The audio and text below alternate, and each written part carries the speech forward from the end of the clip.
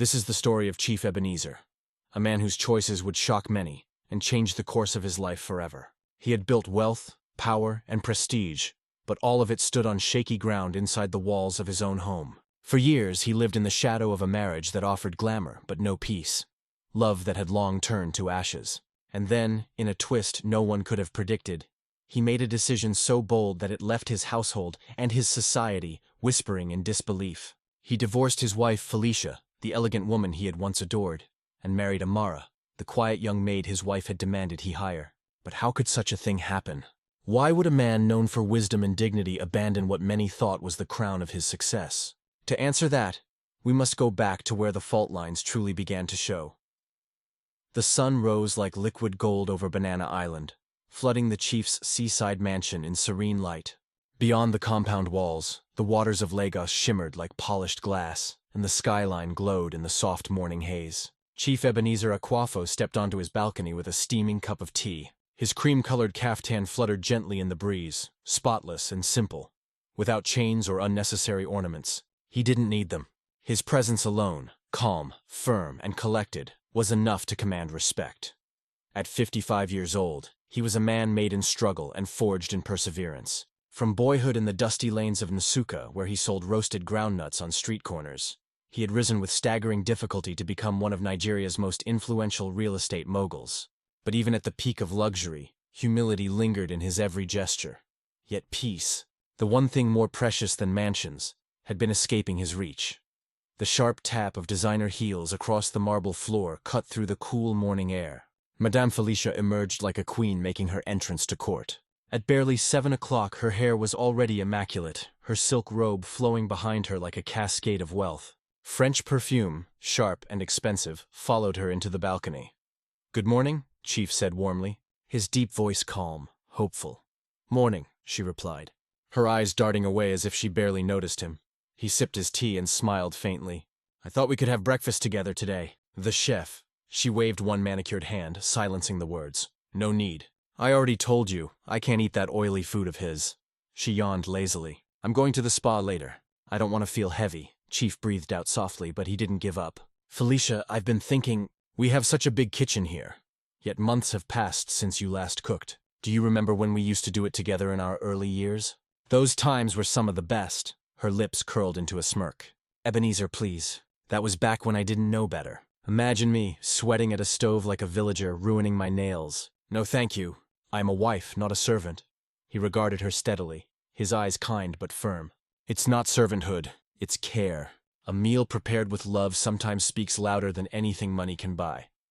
Felicia gave a laugh sharp enough to pierce the morning stillness. "Care? Don't make me laugh. You have money. Spend it. Hire a dozen people if you want. That's what men of wealth do, Ebenezer. Don't lecture me about cooking pots and stoves." Her words struck harder than he let show. For Chief Ebenezer, love had always been about the simple gestures, the shared laughter, the meals stirred together, the comfort of presence after a tiring day. But to Felicia, such little things were beneath her. "I don't mind hiring help," he said softly. "But understand this. Humility is the crown of a woman's beauty." Felicia narrowed her eyes. "Are you saying I'm no longer beautiful?" He answered quietly, his gaze unwavering. "Beauty without humility is like perfume sprayed on a corpse. It fades, and it rots quickly." Her mouth fell open, scandalized by the sting beneath his words. For a moment, the quiet between them tightened like a bowstring ready to snap. Then she hissed, "If it is humility you want, then you should have married a village woman." "Not me." Chief turned his gaze to the waters. A fishing canoe bobbed far in the distance, men working as the tide pulled over their nets. Simple men with sweat-soaked shirts, but with peace written across their lives. He envied them. Their burdens were honest. Their rest was earned. Felicia, however, was far from finished. "Let me make this very clear," she spat, her voice rising. "I will never dirty my hands in this house. I will dial my phone. I will open my purse. That is all. If you want beds made, floors mopped, meals cooked, get a maid. Hire a cook. Fetch a driver and a cleaner. That's the standard we live by." Chief studied her then, wondering where the vibrant, soft-hearted woman he had once adored had gone. His chest tightened with grief at what he saw now. The shell of beauty, but none of the love. "All right," he said slowly, measured. "I will hire a maid." She brightened at once, mistaking his low tone for surrender. "Good, and make sure she's competent. I will not keep repeating myself to someone slow." He walked past her quietly without reply. Outwardly, he seemed to bend. Inside him, a storm was already forming, one that neither of them could have foreseen. That night, long after Felicia's perfume-stained pillows held her sleeping form, Chief Ebenezer sat in his study. The grandfather clock ticked in lonely rhythm. His mother's words surfaced from memory. "A marriage without respect will eat your soul the way termites consume wood." He sighed heavily, not knowing that soon respect, love, and loyalty would step through his doors disguised in the plain dress of service. 2 weeks later, the mansion gates swung inward under the midday sun, letting in a slender young woman. She carried a faded Ghana must-go bag, almost larger than her small frame. Her name was Amara Nwokolo, only 22. Her eyes carried a depth that life usually reserves for the worn. Her gown was clean but thin, washed too many times. Her hair was tied back in a cheap scarf. Sweat glistened on her skin as she stood in the shadow of marble walls that seemed like another planet compared to her village in Enugu. Amara was not here for desire. She was here for necessity. Her father, a weary palm wine tapper, bent from years of climbing, was barely able to feed the family. Her mother, Mama Nena, lay bedridden with an illness that refused to bow to herbs or local cures. Every naira Amara might earn here would be poured into medicine, food, perhaps one day, hospital fees that could buy her mother more time. Led inside, she stood on the chilled marble that made goosebumps rise across her arms. Chief Ebenezer looked up from his desk in a sky-blue caftan. His face softened, his eyes welcoming. "Good morning, my dear. You must be Amara." "Yes, sir," she answered politely. Madame Felicia didn't lift more than her lashes. "So you can cook? You know how to clean every corner?" "Yes, ma." "You can polish marble till it shines? Iron silk without burning it?" "Yes, ma." "And you can keep silent, keep low, and know your place?" Felicia's tone dripped with disdain. Amara hesitated only a breath, then bowed slightly. "Yes, ma." Felicia reclined back satisfied. "Good. The kitchen is that way. Don't break anything. This is not your village." Chief Ebenezer's expression hardened at his wife's cruelty, but he said nothing. His eyes followed Amara as she bowed politely once more, placed her faded bag in the corner, and followed the head cook to begin her duties. Something about her struck him immediately. Her humility, her lack of pretenses, her quiet strength hidden in obedience. Within a single day, she proved herself different. By noon, the vast dining hall gleamed as though it had never known dust. The mahogany table reflected the light like a mirror. By 2 o'clock, the air carried the rich aroma of a goosey soup bubbling over the fire. Silverware sparkled. The pantry stood organized, corridors swept to perfection. The gardener, usually indifferent, whispered with wide eyes to his fellow staff, "That girl is fire. Fast, careful, tireless." When she served Chief Ebenezer his lunch, freshly pounded yam beside steaming soup, he tasted and paused, his lips curved with genuine surprise. "This is perfect," her head dipped. "Thank you, sir." Felicia, however, sniffed her own plate, narrowed her nose, and muttered, "Too salty!" She shoved it away. "It's not salty," Ebenezer said firmly. Frowning, "Maybe not for you," she snapped. "I have a sensitive tongue." And so began a rhythm that wove itself silently into the mansion. Every dawn before sunrise, Amara rose, bathed quickly, and began her rounds, shining the railings until they sparkled, scrubbing floors until they glowed, preparing breakfast before Felicia even stirred. She spoke little, complained never, and greeted Chief Ebenezer every day with a polite, gentle smile. One evening, Chief returned exhausted from a long day of tense meetings. The air inside his home was different. It smelled of fresh bread and pepper soup. As he stepped into the dining area, Amara appeared softly from the kitchen, carrying a tray with the meal. She set it down carefully. "Welcome back, sir," she said, warmth hidden within the simple greeting. He looked at her and smiled, a smile that carried something deeper this time. "Thank you, Amara." "How is your mother?" Her face softened with gratitude that he remembered. "She is still sick, sir, but I'm sending her some money next week for medicine." Chief nodded. "You're a good daughter. She's lucky to have you." Amara's eyes glistened slightly. "Thank you, sir." Felicia, overhearing from the hallway, rolled her eyes. "Ebenezer, must you chat with the help like she's your friend?" "You'll spoil her." Chief's jaw tightened, but he said nothing. It was in those early weeks that Chief began to notice the stark contrast between his wife and the new maid. Felicia had all the luxury in the world, but no gratitude. Amara had nothing but worked as though she owned everything she touched. Little did he know this quiet, hard-working village girl was about to shake the very foundation of his marriage and his heart. The first cracks in the house didn't come from the walls. They came from Madame Felicia's voice. Amara. It sliced through the quiet like a blade. Where's my ginger tea? I said, hot boiling, not warm. Amara rushed from the kitchen, careful steps on the pour boom, a fresh cup steaming in her hands. I'm sorry, Ma, the kettle hadn't finished. Do you argue now? Felicia snapped, eyes blazing. Put it down and leave before you spill it. Honestly, the village is always written on your face. Chief Ebenezer looked up from the newspaper at the dining table, his brows knitting. Felicia, she's doing her best. Felicia's smile turned cold, brittle, and you suddenly know the temperature of tea. Ameriplasty cupped down, her fingers trembling, then stepped back. She had learned quickly that silence was her safest shield. Still, the sting found its way through. She had been in the mansion 2 months, and in that time she had scrubbed, cooked, polished, and served with relentless care. Yet Felicia's words had never once softened. The next morning began at 4:30 a.m. As always, Amara teed her scarf, washed her face in the servants' quarters washroom, whispered a prayer for her mother, then slipped into the kitchen to begin breakfast. A camu smooth as silk, a car golden and crisp. Chief's tea just so. By 6, the house was breathing with the soft hum of generators in the distant roll of the ocean. At 7, Felicia came in a hurricane in satin. My silk dress, she said without greeting. I told you to steam it. It's ready, Ma, Amamar replied, leading her to the dressing room. The gown hung flawless on the rack, creases erased, hem perfect. Felicia snatched it down, inspected it, and sighed dramatically. Is your idea of ready the same in Enugu? Look at this. She pointed to a spot invisible to everyone else. There's a shadow of a line here. Start again. Amar swallowed. Yes, Ma. Chief passing the doorway paused. Felicia, it looks fine, but it's not perfect, she said, chin lifting. In this house, we don't do fine. Her gaze cut back to Amara. And keep your eyes down when I speak to you. Do I look like your mate? No, Ma, Amara whispered. By midday, the household staff had learned the day's weather would be storm. The gardener lingered outside longer than necessary. The cook busied himself with chopping onions twice. Only Chief moved through the rooms with deliberate calm, as though his quiet might settle the dust. It didn't. At lunch, Felicia pushed her plate away after a single bite. Too oily. Chief tasted the same bunga soup and nodded. It's excellent. Thank you, Amara. Her eyes warmed. Thank you, sir. Felicia noticed the warmth and froze it with a smile. Of course you'd say so.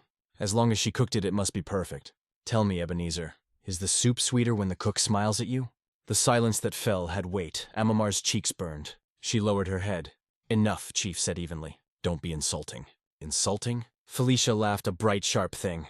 I'm just asking questions. People are talking. You should hear what the driver said. Felicia, Chief warned. We will not slander staff in this house. Felicia's eyes glittered. Oh, so now you protect her from me. That evening, the storm escalated to hail. Felicia called for Amara 3 times in 2 minutes. Water shawl, charger.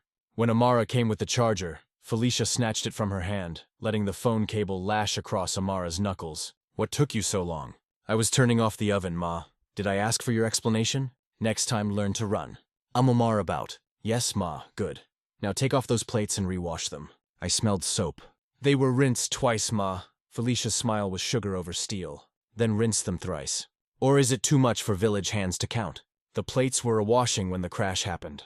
A glass slipped, shattered on the floor in a bright, accusing starburst. The kitchen fell still. Felicia appeared at the door as though summoned by the sound. Oh, wonderful. You break the dinner set now. That glass is Bakar. Do you know what that means? It costs more than your father's palm wine tree. Amara bent to her. I'm sorry, Ma, she whispered, gathering shards with a towel. Chief stepped between them. Felicia, enough. It was an accident. Felicia's mouth curled. You always say that. One day you will wake up and realize accidents are expensive. That night, Amara cried quietly into her pillow. The cook knocked once on the servants' corridor, leaving a small plate of rice at her door. Ida! He called softly. You worked too hard today. Thank you, she murmured and sat on the floor to eat, the rice tasting like someone remembered her humanity. The days that followed found new ways to bruise. A necklace went missing. A thin gold chain Felicia claimed was on her vanity. She summoned the staff and paced before them like a prosecuting attorney. Since I put it there, I have not touched it. So, which of you thought you could carry Felicia Okapor's chain and wear it to your boyfriend? No one spoke. Amara, Felicia purred, turning. You cleaned the room yesterday, did you not? Yes, Ma. And today? Yes, Ma. Felicia stepped closer, the fragrance of her perfume turning the air sweet and sour. Then if I do not find it, I will assume you took it. Do you understand? Amar's voice trembled. I did not touch it, Ma. We shall see. Chief entered midway, read the room, and said calmly, I bought you a new chain last month, Felicia. Perhaps it's with the others. You think I can't count? She snapped. Then, in a flurry of drawers and silk scarves, the chain appeared, coiled in a jewelry pouch exactly where it should have been. Felicia did not apologize. Next time, arrange them properly, she told Amara, as though the girl had moved it there, as though truth were elastic. Later, Chief found Amara wiping the quarter railings with unnecessary focus. Are you all right? He asked gently. She nodded too quickly. Yes, sir, he lowered his voice. If anything is too much, tell me. Tears gathered, but she forced them back. I will manage, sir. Felicia's punishments became more creative. She sent Amara up and down the 3-story mansion for a scarf she wasn't wearing. She made her remop a floor because a leaf had drifted in from the garden. She sent back meals for being 2 degrees off her definition of hot. She insisted the silver be polished twice a day so the house can reflect my standard. In the quiet between the tasks, Amara would think of her mother, of the cough that rattled like empty tins, of the prayer whispered over a cheap radio, of the day she promised, I will not waste this chance. I will fight with gentleness. That vow steadied her hands, but gentleness did not protect her from humiliation. It was a Friday evening when the sky went the color of bruised mango. Chief was delayed by a board meeting. Felicia was dressed for a dinner with friends, her lips a dangerous red. She called for dinner at 6 on the dot. At 6:05, Amara carried in the tray. Grilled fish, plantain, salad like art. 5 minutes, Felicia said coolly, not looking up. I'm sorry, Ma, that the plate flew. It smashed against the wall. Fish and dressing sliding down like a wounded thing. The sound cracked through Amar's bones. Felicia rose with languid grace. I told you when I say 6, I mean 6. Time is not elastic because you are poor. She took a slow, glittering breath, eyes narrowing with a satisfaction that felt practiced. You know what? I'm tired of repeating myself. Perhaps a lesson will help you learn. Amar stood very still, dish towel clutched to her chest. Ma, Felicia smiled a small chilling curve. Follow me. She led the way through the corridor, past the glittering chandelier, out into the garden, where the evening wind carried the scent of hibiscus. The kennels sat in a shaded corner. The dogs were at the far end, watching with placid curiosity. Felicia's heels clicked on the tiles. She stopped at the largest cage and turned the key in its lock. Since you cannot keep time, you will learn how to wait. Sit inside. Amara blinked. Ma, please. Felicia's hand gestured to the open cage, her tone turning bright as afternoon. Sit for 1 hour. No food, no water. If you move, you are fired. The wind held its breath. Somewhere out front, a car horn sounded at the gate. Amara looked at the cage, metal bars, concrete floor, the dry smell of kibble and dust. Her dignity quivered like a flaming harmattan. She thought of her job, of her mother, of the medicine due next week. She stepped in. The door clanged shut. Felicia turned the key, slipped it into her clutch, and checked her reflection in her phone camera. Good. Learn to be early next time, she said, and walked away, leaving the garden to swallow the sound of her heels. Amara drew her knees to her chest. The evening cooled quickly. In the distance, the sea murmured. She bit her lip and would not cry. At exactly 45 p.m., the gate opened. Chief Ebenezer's SUV rolled into the compound. He stepped out, loosening his tie, carrying the day's fatigue like a coat he would soon remove. He took 2 steps toward the veranda, then stopped, his gaze snared by something wrong in the periphery. A small figure inside the kennel, a scarf, a pair of hands folded around shivering knees. Amara. His voice cracked the quiet. Her head lifted, and the piece inside Chief Ebenezer snapped like a rope cut clean through. The garden was drenched in the golden light of early evening, the hibiscus bushes casting gentle shadows over the tiled walkway. But for Chief Ebenezer, nothing about the scene before him was gentle. There in the corner of the compound, inside a cage meant for 2 German shepherds, sat Amara, knees pulled tightly to her chest, her scarf slipping to reveal strands of hair matted with dust. Her brown eyes lifted to his, and in them he saw something that made his chest tighten. Not just humiliation, but the quiet, aching resignation. He dropped his briefcase where he stood and strode across the lawn. Amara, what is this? Who put you here? Before she could answer, the click of heels announced Felicia's arrival. She stepped out from the veranda in a body-hugging black gown, her makeup flawless, a gold clutch in hand. She looked like she was headed to a gala, not the woman responsible for the shame unfolding in the garden. Oh, you're back early, she said, glancing at her husband as though nothing were wrong. Felicia, Chief's voice was low, dangerous. Why is Amara locked inside a dog cage? Felicia's painted lips curved in a slow, deliberate smile. Ask her. Maybe she'll tell you why she thinks it's acceptable to serve my food 5 minutes late. Ebenezer's eyes darkened. You mean you locked her in here over 5 minutes? Felicia shrugged, her tone breezy. 5 minutes today, 10 tomorrow, an hour next week. You know how these village girls are? They only learn through lessons. Lessons. Chief stepped closer, his towering frame casting a shadow over her. This is not a lesson. It's humiliation. You've locked a human being, a young woman, in a cage meant for animals. Do you hear yourself? Felicia's eyes glittered with mock innocence. She's just a maid, Ebenezer. Don't act like you've never disciplined staff before. His hands clenched into fists at his sides. Discipline is one thing. Dehumanizing someone is another. Felicia's voice sharpened. Oh, so now you're her savior. Should I be worried about how protective you're becoming of my maid? Amara flinched at the venom in her tone. Chief's gaze flicked back to the young woman, huddled in the corner of the cage. Her thin gown was creased from sitting on the cold concrete, her hands trembling slightly from the chill creeping into the night air. Without another word, he pulled the keys from Felicia's clutch. "Give that back!" she demanded, stepping forward. He ignored her, kneeling to unlock the cage. The door creaked open and he held out his hand to Amara. "Come on, my dear. You're safe now." She hesitated, glancing nervously at Felicia. "That's an order," Chief said gently. Slowly she took his hand. Her palms were cold, her fingers calloused from weeks of scrubbing and polishing. As she stood, he noticed the faint red marks on her forearms from resting them against the cage bars. "Go inside, get some water. Eat something." She nodded quickly and hurried toward the servants' quarters. Her footsteps light but urgent, the way someone runs from a place where their dignity has been left behind. Chief turned back to Felicia, his voice a low growl. "Do you even realize what you've done? You've crossed a line that can never be uncrossed." Felicia's chin lifted. "Stop acting like you've married a monster. She's just a maid.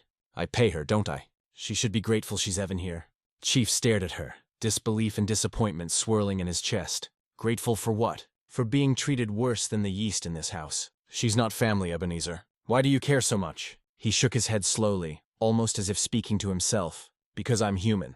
Because I know what it's like to be poor and powerless. Because when I see her, I remember my own mother scrubbing floors to keep food on the table after my father died. And because I will not let my home become a place where cruelty is normal." Felicia rolled her eyes.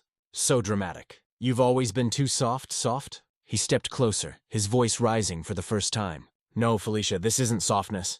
It's decency. Something you seem to have misplaced a long time ago." For a moment, they simply stared at each other, the gulf between them wider than it had ever been.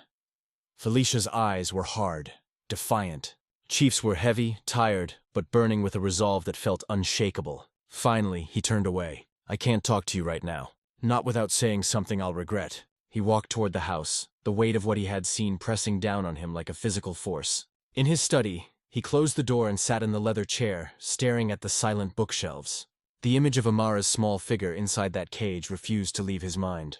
Was this the woman he had chosen to share his life with? A woman who could look at another human being's suffering and feel nothing. That night, long after the mansion had gone quiet, Chief lay in bed staring at the ceiling.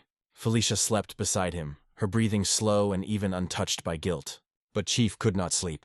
Every time he closed his eyes, he saw Amara's tear-streaked face in the fading light, her hands wrapped around her knees, her body folded into itself like a wounded bird.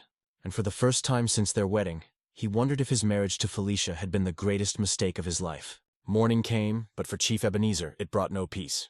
The events of the previous evening replayed in his mind like a film he could not turn off. Amara locked in the cage, the blank cruelty on Felicia's face in the deafening silence that followed. He had barely slept, while Felicia snored lightly beside him, Haley awake in the dark, staring at the ceiling. Every tick of the clock seemed to push him closer to a decision he had been avoiding for years. By sunrise, his mind was made up. At 7:00 a.m., he rose from bed without a word and went to his study. The soft hum of the air conditioner filled the room as he dialed a number he had kept for emergencies. His lawyer, Barrister Ugh. "Chief, good morning." The voice on the other end greeted warmly. "Good morning, Ugh," Chief replied, his voice heavy but firm. "I need you to come to the house today." There was a pause. "Is everything all right?" "No," Chief said flatly. "Bring the papers." "Which papers, sir?" "The divorce papers." Silence. Then the lawyer's voice, careful. "I'll be there in an hour." By 9 a.m., the living room was filled with a still tension.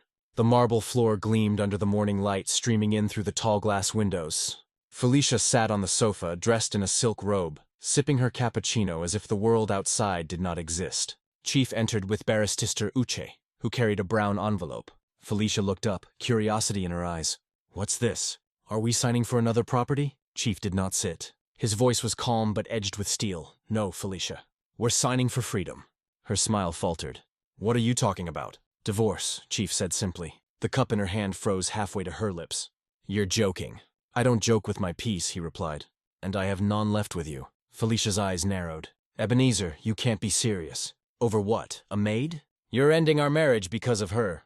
I'm ending our marriage because of you, Chief said, his voice rising slightly. Because you have no compassion. Because you treat people as if they are beneath you. Because you locked a human being in a dog cage without remorse. Felicia set the cup down with a sharp clink.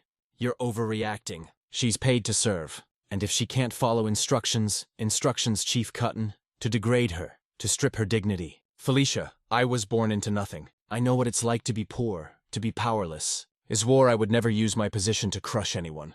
And yet, I've watched my wife do exactly that. Her voice dripped with mockery. Oh, so now you're the saint who rescues helpless girls. Tell me, Ebenezer, should I believe you haven't been enjoying her company more than necessary? The accusation hit like a slap, but Chief's face remained hard.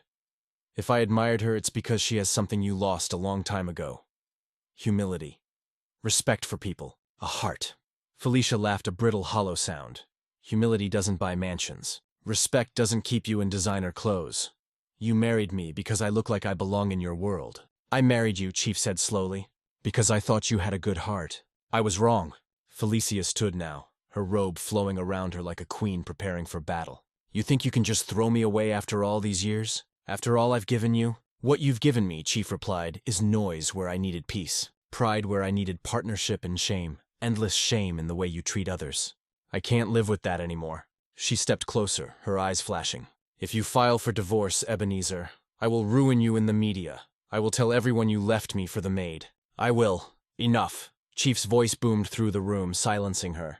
You've already ruined yourself. I don't care what you tell the media. My peace of mind is worth more than public opinion. Barrister Uchi opened the envelope and placed the papers on the glass table. Madame Felicia, these are the terms. Chief is offering you a settlement as discussed. Felicia snatched the papers, flipping through them. You think this will satisfy me? I can take more than this. Take whatever you want, Chief said coldly. Just leave my house and my life. For a long moment, Felicia simply stood there staring at him. The realization began to sink in that this time he would not bend, would not try to pacify her. The marriage was truly over. Her pride wouldn't allow her to beg. Instead, she lifted her chin. Fine. But don't come crawling back when you realize you've made a mistake. Chief's eyes were steady. The only mistake I made was letting it go on this long. She snatched her phone from the table and swept out of the room, the sharp click of her heels echoing like the final nails in a coffin. Chief remained standing long after the door slammed shut, the silence of the mansion suddenly heavy yet strangely peaceful. For the first time in years, he felt a weight lift from his chest. But beneath the relief, there was a quiet awareness that the woman he had just freed himself from had once been the center of his life. And now she was gone, replaced by the faint memory of what she could have been. Somewhere down the corridor, he heard light footsteps, Amaris, moving quietly as she worked. And for reasons he could not fully explain yet, the sound felt more like home than anything Felicia's presence had given him in years. 6 months had passed since Felicia's departure, and the mansion felt like a different place entirely. Gone were the constant echoes of raised voices, the air thick with pride and sharp words. In their place was the sound of soft humming from the kitchen, the faint clink of dishes being arranged with care, the quiet rustle of broom bristles sweeping across the marble floors. Chief Ebenezer noticed it most in the mornings. He would come down to the dining room to find the table already set, napkins folded neatly, plates gleaming, the aroma of freshly baked bread drifting through the air. Amara was always there, her scarf tied simply, her brown eyes warm with respect as she greeted him. Good morning, sir. It was such a small thing, yet it touched him more than he cared to admit. At first, his gratitude for Amara was purely practical. She was efficient, dependable, the kind of worker who noticed what needed doing without being told. But over time, it became something deeper, a recognition of her quiet strength, her dignity, despite the hardship she carried. One Saturday afternoon, Chief returned from a board meeting to find her in the garden. She was kneeling in the flower beds, pulling weeds with her bare hands. Her gown was simple and worn, but the sunlight caught in her hair, making her look almost ethereal. You shouldn't be doing this without gloves, he said, approaching. She looked up, startled but smiling. It's fine, sir. Gloves make me slower. You work too hard, he said, his tone half admiring, half concerned. Her smile softened. Work keeps my mind from worrying about my mother. Something in his chest tightened. He had heard bits about her mother's illness, about the nights Amara stayed awake praying, the money she sent home each month without fail. He thought of Felicia then, and the sharp contrast nearly took his breath away. One woman who saw work as beneath her, and another who gave her all to serve others without complaint. That night, as he sat in his study, the thought crept in uninvited. What if? What if it wasn't wrong to see her as more than an employee? What if love didn't always arrive in a gown and heels, but in bare hands pulling weeds and a heart that knew sacrifice? But with the thought came hesitation. She was young. She worked for him. He was her employer, a position of power. Would it be selfish to pursue anything more? Would people say he had simply replaced his wife with the maid? Yet, no matter how much he tried to silence it, the feeling lingered. In the way his eyes sought her out without meaning to. In the way her laughter from the kitchen warmed the cold edges of his day.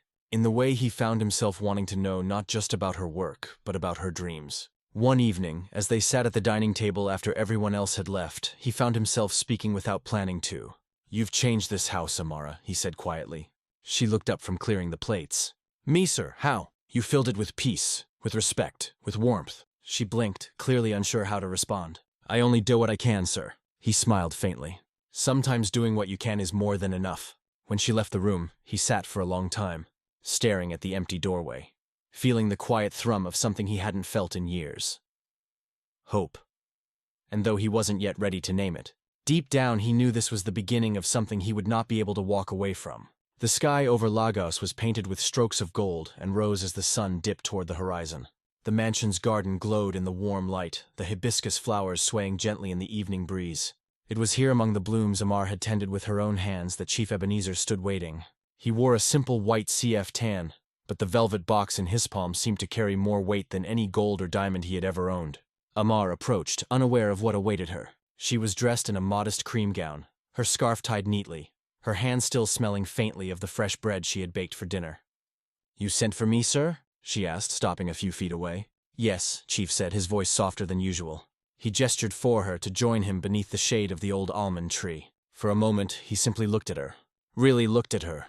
The strength in her eyes, the humility in her posture, the quiet grace that made every space she entered feel warmer.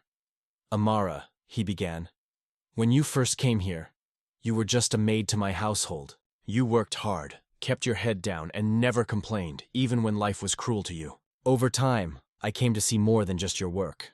I saw your heart, a heart filled with kindness, loyalty, and compassion." Here he's widened slightly, but she remained silent, listening. "You healed this house," he continued. "After years of noise and pride, you brought peace back into my life, and in doing so, you healed me." Amar's throat tightened. "Sir?" He smiled faintly, opening the velvet box to reveal a delicate gold ring, its single diamond catching the last rays of sunlight. "I've been thinking about this for months," he said. "Love doesn't always arrive in the way we expect. Sometimes it's quiet, steady, and right in front of us. Amaranu, will you marry me?" For a moment she could only stare, her mind racing. "Sir, I am just a maid." "No," he interrupted gently. "You are not just anything. You are the woman I want to spend the rest of my life with. The title of maid was your job. The title of wife will be your honor if you'll have it." Her eyes filled with tears. She covered her mouth with trembling hands. "Yes, yes, sir. I will." Chief's smile broke wide, warm and full of relief. He slipped the ring onto her finger, and for the first time in years, the mansion's garden heard genuine laughter, theirs mingling with the wind. The ceremony, held 2 months later, was elegant yet simple, just as Amara wanted. There were no blinding chandeliers or walls lined with roses imported from abroad. Instead, the hall was filled with fresh flowers from local markets, white drapes that swayed gently, and the scent of palm wine in the air. Chief stood tall at the altar, dressed in a rich navy abatada, his eyes fixed on Amara as she walked toward him in a white lace gown. She carried no air of pretense, just the quiet dignity that at first caught his attention. When the vows were exchanged, Chief's voice was steady. "I promise to love you, protect you, and respect you, not because of what you do, but because of who you are." Amara's voice trembled as she replied, "And I promise to stand by you, in peace and in storms, to keep our home a place of kindness, and to love you with all my heart." The applause was loud, but the smile they shared was louder still. A week after the wedding, Chief kept another promise, one he had made to himself the day he first learned of Amara's mother's illness. He arranged for Mama Nena to be flown abroad for proper treatment. Amara, now his wife, accompanied her on the trip.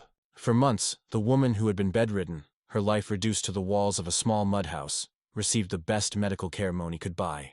When they returned, Mama Nena was walking unaided, her laughter echoing in the halls of the mansion. She held Chief's hands, tears streaming down her cheeks.